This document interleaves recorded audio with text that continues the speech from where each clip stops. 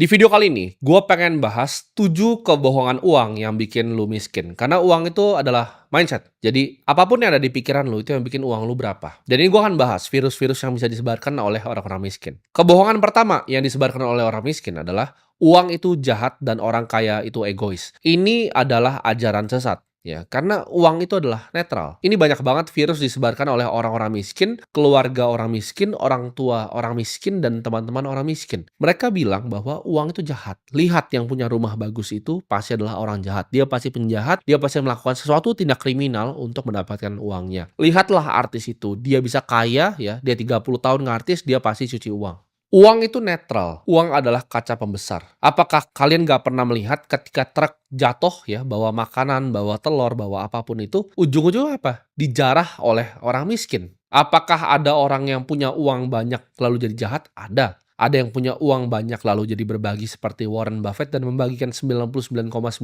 kekayaannya? Banyak juga. Orang yang bikin IKEA juga membagikan uangnya. Uang itu seperti api, bisa dipakai untuk memasak makanan dan bisa dipakai juga untuk membakar rumah. Jadi uang itu netral, jangan berpikir bahwa uang itu jahat. Satu-satunya yang ngasilin uang itu adalah hal jahat, cuci uang, korupsi, dan lain-lain. Itu adalah virus yang disebarkan oleh orang miskin. Semua itu selalu tergantung ke siapa yang memegangnya. Karena gue percaya kalau kalian pengen uang datang ke hidup kalian, kalian harus paham ya cara kerja uang dan kebenarannya tentang uang. Jadi jangan punya mindset bahwa uang itu adalah jahat dan orang kaya itu semuanya egois. Jawabannya enggak. Orang miskin juga banyak yang egois, banyak yang suka jarah orang lain. Malah kebanyakan kriminalitas di dunia ini dilakukan oleh orang miskin, bukan orang kaya. Yang kedua, kebohongan yang banyak gue dengar adalah kerja keras sama dengan kekayaan. Banyak sekali orang yang gue tahu kerja sangat keras tapi nggak pernah kaya-kaya. Kerja keras itu adalah sesuatu hal yang mulia dan itu adalah awal dari kekayaan. Ya gue bilangnya awal dari kekayaan, tapi bukan sama dengan. Bukan lu kerja keras pasti lu menjadi kaya, itu tidak. Dunia ini tidak bekerja dengan adil. Ada orang yang bekerja keras seumur hidupnya dari pagi sampai malam dan dia juga tidak kaya. Apalagi orang yang tidak bekerja keras sudah pasti tidak kaya.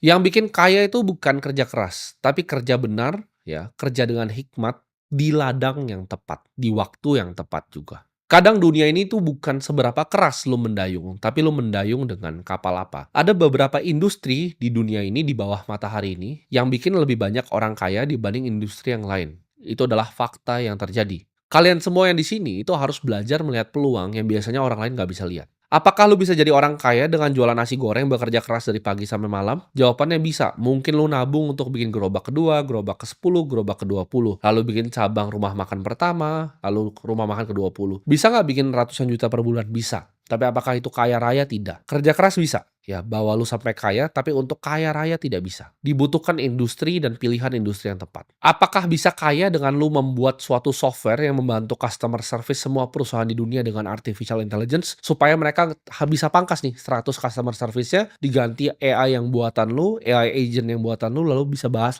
semua CS-nya. Contohnya perusahaan seperti Traveloka, CS-nya itu semua pakai perusahaan punya lu. Contohnya seperti perusahaan yang gua punya, semua CS-nya itu pakai software lu. Itu jauh akan lu lebih kaya dibanding lu jual nasi goreng sampai 20 cabang atau 30 cabang. Jadi jawabannya adalah pilihan industrinya. Ada industri seperti finance and investment yang bikin orang tuh banyak sekali yang kaya. Karena investasi itu adalah ujungnya. Banyak yang nanya kenapa gue adalah seorang investor. Awalnya memang gue pedagang dulu. Ya, level 1 pedagang, level 2 itu pengusaha, level ketiga baru investor. Semua pengusaha paling kaya di dunia itu ujung-ujungnya jadi investor.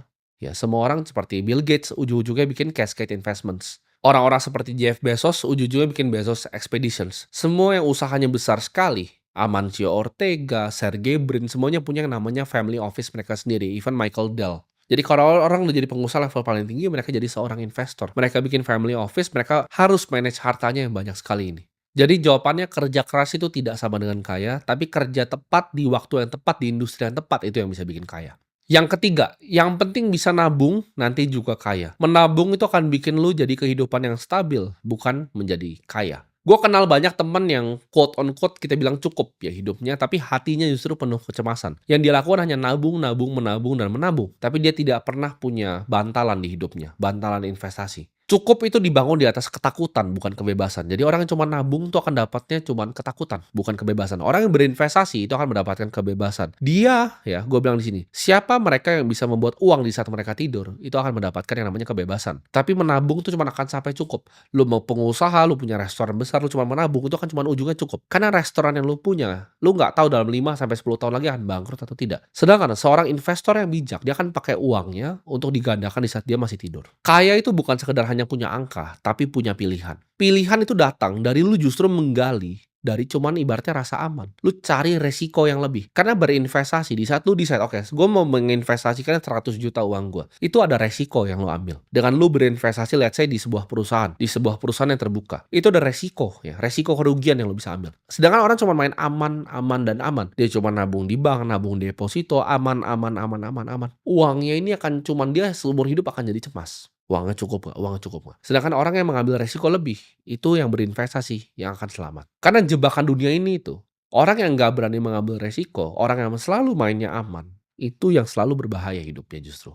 Keempat, mereka berpikir bahwa pendidikan formal adalah segalanya. Ketika mereka selesai kuliah, mereka selesai S1, mereka stop belajar tentang dunia. Banyak yang lo lihat S1 itu ujung-ujungnya tukang jualan gorengan, S1 ujung-ujungnya cuma jadi ojol. Kenapa? Karena mereka stop belajar ketika mereka sudah lulus. Mereka anggap dunia ini berhenti.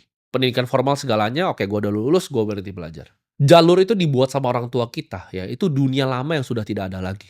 Dengan perkembangan teknologi seperti ini, ya gaji yang stagnan, itu lu akan cepat untuk mati di hidup ini. Kalau lu cuma ikut arus, lu akan tenggelam. Lu harus upgrade skill lu. Lu harus up to date dengan semua teknologi terbaru yang terjadi di dunia ini. Belajarlah menanam skill baru sebelum lapar itu datang. Kebanyakan orang itu baru belajar ketika sudah harganya terlalu mahal untuk berubah. Jadi jangan menjadi orang yang stagnan. Dan pendidikan formal bukan segalanya. Gue bukan orang yang punya pendidikan formal. Tapi sejak gue usia 15 tahun, gue udah fokus untuk belajar apa itu investasi. Gue udah belajar terjun ke capital market. Gue melihat perusahaan itu secara detail. Arus kas tuh gue lihat seperti darahnya.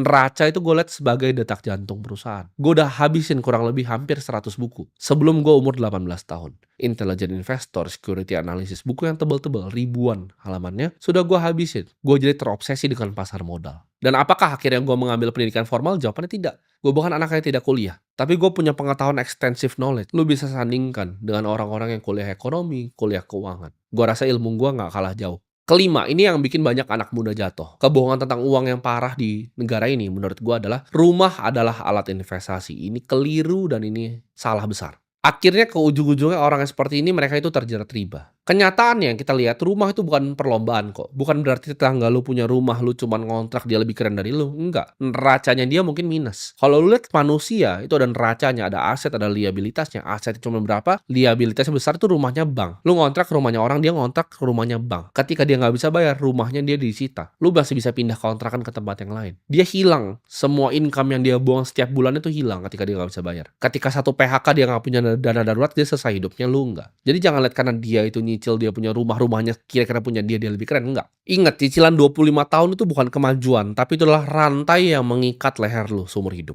Aset yang benar adalah aset yang menghasilkan, bukan yang lu bayarin asetnya terus. Itu bukan aset, itu liabilitas. Orang bilang, tapi kan itu properti. Properti itu akan jadi aset ketika capital gain-nya naik dan lu mendapatkan biaya sewa. Ini baru disebut lu digabungkan ini dua jadi IRR, Internal Rate of Return dari sebuah properti. Tapi kalau capital gain-nya nggak pasti, rumahnya biasa-biasa aja, lu nyicil jadi liabilitas di neraca lu, dan ya lu gimana cara sewain orang lu tinggal di sana? Ini bukanlah sebuah aset. Hutang adalah beban untuk satu orang dan aset untuk orang yang lain. Ya, ketika lu ambil KPR itu adalah aset. Ya, itu adalah obligasi dari bank. Rumah itu hanyalah tempat pulang, ya, bukan lambang untuk pamer. Keenam, main aman adalah pilihan paling benar. Ini ada hubungannya dengan tadi gue bilang menabung. Dunia ini lucu. Makin lu main aman, makin lu miskin. Makin lu main aman, makin sulit hidup lu. Hoki itu datang ke mereka yang berani. Selalu. Saking takutnya kamu sama investasi, lu simpen semua uangnya ya di bawah bantal. Lu nggak berani berinvestasi di kripto. Lu nggak berani berinvestasi di saham. Lu nggak berani berinvestasi di bonds. Lu takut ya. Lu takut belajar hal baru, lu takut belajar teknologi baru. Lu cuman simpen semua uangnya di celengan ayam lu. Main aman itu bikin lu tua tanpa hasil. Nggak ada orang besar yang hidup di dunia ini tuh main aman. Alexander the Great itu nggak pernah main aman. Warren Buffett itu nggak pernah main aman. Julius Caesar tuh nggak pernah main aman. Napoleon Bonaparte pun nggak pernah main aman. Tidak ada yang main aman dan di dunia ini jadi manusia yang diingat. Lu harus ingat ya. Di semua di dunia ini, pertumbuhan tuh selalu butuh resiko. Lu mau bisa naik skateboard, lu harus berani untuk jatuh. Kalau lu nggak berani untuk jatuh, nggak berani untuk patah tulang, ya lu nggak akan jadi pemain skateboard yang handal. Lu nggak berani tabrak-tabrak orang pas main basket, lu nggak akan menjadi pemain basket yang handal. Di hidup ini mereka nggak pernah reward siapa yang main paling aman tuh enggak. Ketika lu punya ide untuk membuat sesuatu, lu decide, "Oke, lu cuma akan terus jadi karyawan." Dunia ini nggak akan baik untuk orang yang selalu cuma mikir jalan yang paling aman. Dunia ini akan reward siapa yang berani masuk hutannya untuk mencari gitu. Oke, gue itu paling jago di dunia di mana, dan eksplorasi hal itu. Seperti gue eksplorasi, oke gue pengen jadi investor nomor satu di dunia ini. Apa yang harus gue lakukan? Gue telan semuanya. Gue liat industrinya siapa aja. Gue pelajari dari orang-orang terbaik di industrinya. Semua ya, yang Warren Buffett pernah tulis tentang perusahaannya Berkshire dari 1977, gue masih ingat. Itu semuanya gue baca sampai habis. Gue ingat kesulitan apa yang dia lakukan di 2008. Apa yang harus dia korbankan untuk selamatin yang dia punya. Ketika COVID, apa aja yang dia gagal? Oke, dia beli perusahaan-perusahaan airline yang akhirnya gagal. Kesalahan-kesalahan investasi yang dilakukan, gue pelajari satu demi satu. Karena gue pengen jadi the next Warren Buffett. Gue pelajari semua seluk-beluk investasi yang ada di dunia ini. Di stress bond investing, gue pelajari. Gimana caranya perusahaan-perusahaan seperti Elliott Management itu ngambil bondnya perusahaan seperti Argentina, bahkan ditukar sama kapalnya. Karena mereka default dan gak bisa bayar. Semua aset kelas yang ada di dunia ini gue pelajari. Mau itu dari macro investing. Ngeliat oke, apa yang terjadi di dunia. Dan apa yang kita bisa bet di dunia ini. Oh, kenaikan emas ini korelasinya apa? Oh, kalau suku bunga naik, suku bunga turun nih korelasinya apa? Oh, gimana caranya ngeliat perusahaan? Long short equity itu seperti apa? Kalau gue lihat misalnya Nvidia ini bagus, dan nextnya ada perusahaan yang kira-kira menurut gue kurang bagus, gimana cara hedgingnya seperti apa? Ini semua gue pelajari, dan ini semua ini butuh resiko. Ketika lu mau taruh uang ya, gue udah private equity play. Oke, ini perusahaan bikin segini uangnya. Kira-kira cash flow-nya sampai 15 tahun ke bisa segini. Gue diskon arus kas masa depannya ke discount rate-nya. Itu semua gue pelajari dari gue masih sangat kecil.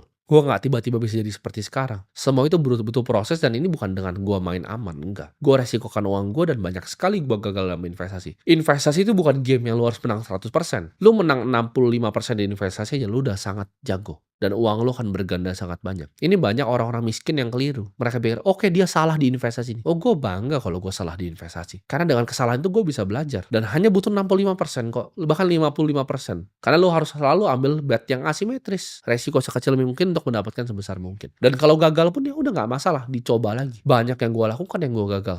Baik saham, kripto, banyak sekali yang gue gagal. Tapi gue sangat bangga. Dan gue pengen kalian juga lihat prosesnya semuanya. Ketujuh, dan ini menurut gue yang paling bahaya. Berhutanglah untuk mulai suatu bisnis. Ini jelek sekali, minta ampun jelek sekali. Banyak orang-orang daerah mungkin menggadai mereka punya aset macam-macam untuk berbisnis yang tidak pasti. Bunga hutang itu adalah sebuah kepastian, dan bisnis itu adalah ketidakpastian. Tidak ada yang pasti lu bisa lakukan untuk berhutang untuk bisnis. Kalian mungkin akan counter gue, tapi perusahaan TBK banyak yang punya hutang, itu mereka aja. Jadi juga perusahaan TBK yang nggak punya hutang, perusahaan private besar yang kayak TBK nggak punya hutang aja ada. Kalau hutang untuk jangka pendek, hutang vendor segala macam nggak masalah. Gue ngomong hutang jangka panjang, liabilitas jangka panjang. Ini ya, perusahaan yang melakukan ini TBK ketika krisis 98 terjadi. Gue tahu persis karena gue tahu orang-orangnya. Gue kenal dengan Bang Sandi, gue kenal dengan orang-orang pelaku industrinya. Ketika mereka berhutang banyak dan hutangnya dalam valuta asing, ketika itu naik, mereka bukan orang bodoh, mereka orang pintar. Tapi karena mereka berhutang dan hutangnya dalam USD, apa yang terjadi ketika USD-nya naik dan krisis terjadi di dunia? Kebakaran.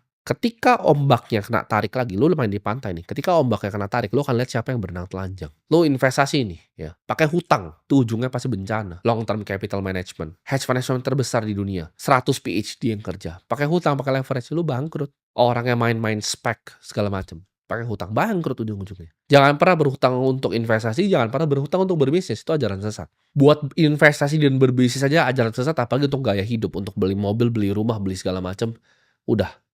Stop gitu. Karena orang yang nggak pernah berhutang kayak gue lebih sulit untuk bangkrut. Gue bukan bilang nggak bisa untuk bangkrut, tapi gue lebih sulit untuk bangkrut karena gue tidak punya hutang. Hidup gue tuh tanpa hutang. Investasi gue semua ke nol, gue masih punya aset. Gue nggak punya hutang. Jadi hindari 7 kebohongan itu, gue yakin hidup lo akan berubah.